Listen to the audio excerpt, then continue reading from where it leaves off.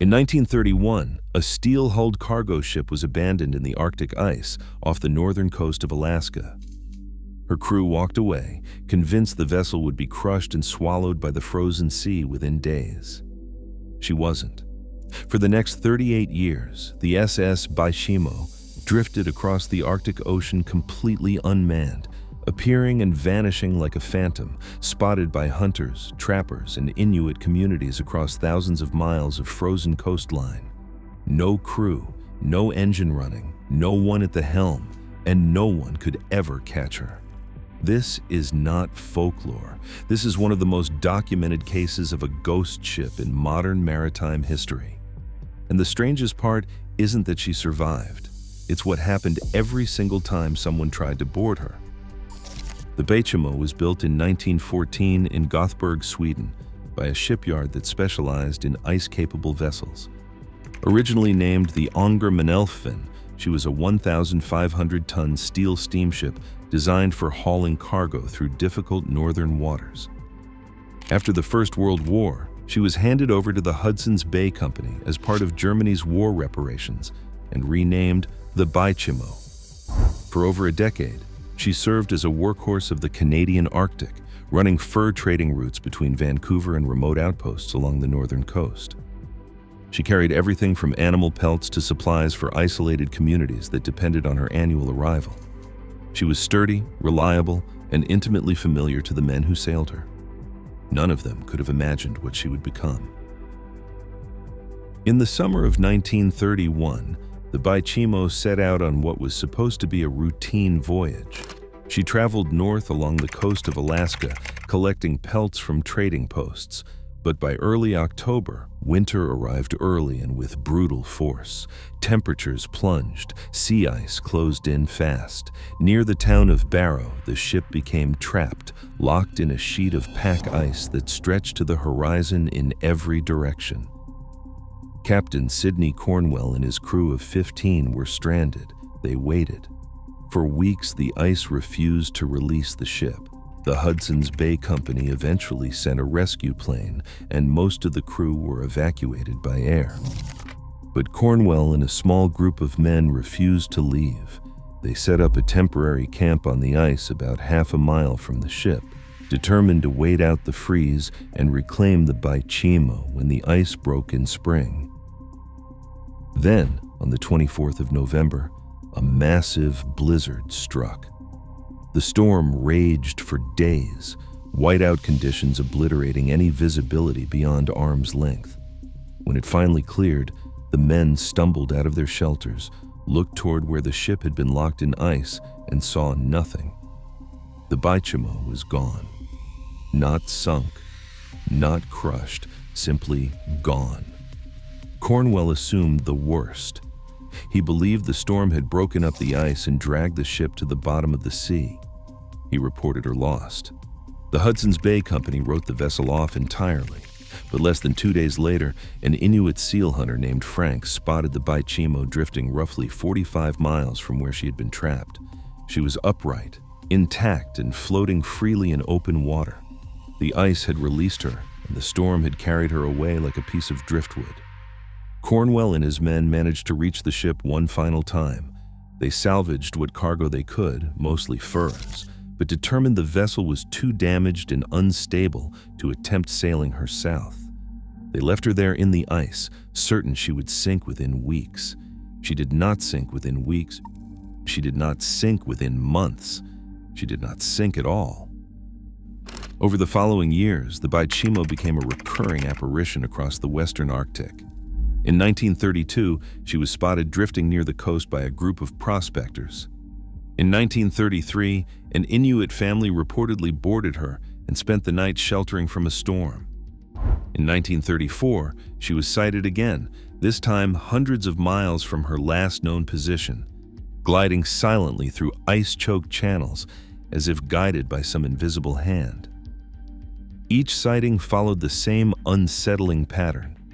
Someone would see her, sometimes clearly, sometimes through fog or blowing snow.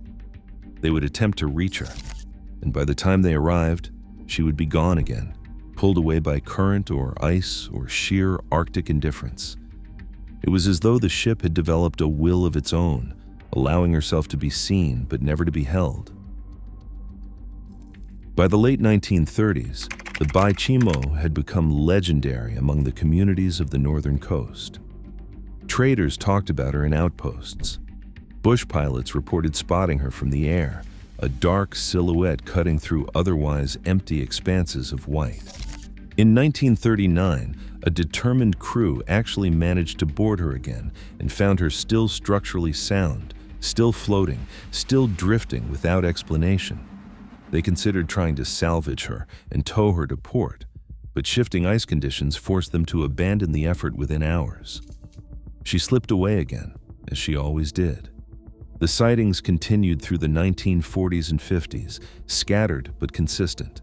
She was seen by fishermen, by government patrols, by people who had never heard of her and had no reason to fabricate a story. In 1962, a group of Inuit spotted her drifting in the Beaufort Sea more than 30 years after she had been abandoned.